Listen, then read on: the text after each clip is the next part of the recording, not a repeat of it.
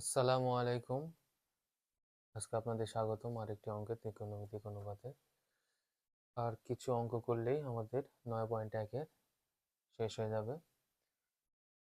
এই অঙ্কটি হলো আজকের দেওয়া আছে tan a সমান 1/√3 হয়, তবে cosec square a minus sec square a cosec square a plus sec square a এর মান নির্ণয় করতে বলছে।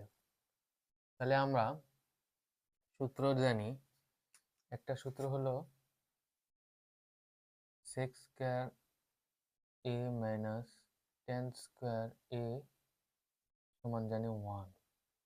তাহলে sec স্কয়ার a সমান 1 প্লাস tan স্কয়ার a। এই মাইনাস হওয়ার কারণে এদিকে সমানের এদিকে গেল, প্লাস হয়ে গেল। আরেকটা আছে cosec square a plus sec square a। আচ্ছা, cosec square a minus cot square a সমান 1, আমরা এগুলো জানি।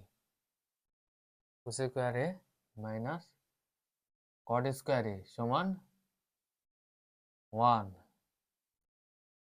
তাহলে cosec স্কয়ার a সমান কি হবে? 1 প্লাস cot স্কয়ার a। এই তো এগুলা মানের জন্য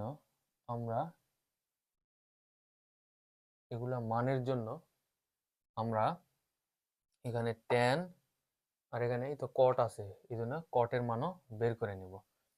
আচ্ছা, tan আমরা জানি tan এর বিপরীত cot। tan a সমান 1/cot a হয়, এটা আমরা জানি। তাহলে দেখেন দেওয়া আছে tan a সমান দেওয়া আছে 1/√3।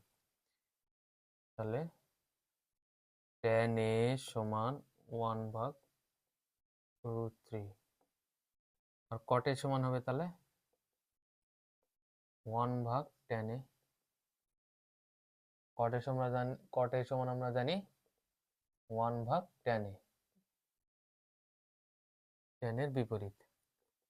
তাহলে 1 ভাগ এই যে tan এর মান, এটা আমরা পাইছি 1/√3 tan এর জায়গায় বসাই দেব। তারপর এটা ভাগ উল্টে গুণ করলে উপরে √3 যাবে, √3 ভাগ 1 হয়, তাহলে √3 হয়। শুধু নিচে 1 থাকা কথা না থাকা কথা, √3 হয়। তারপর আমরা জানি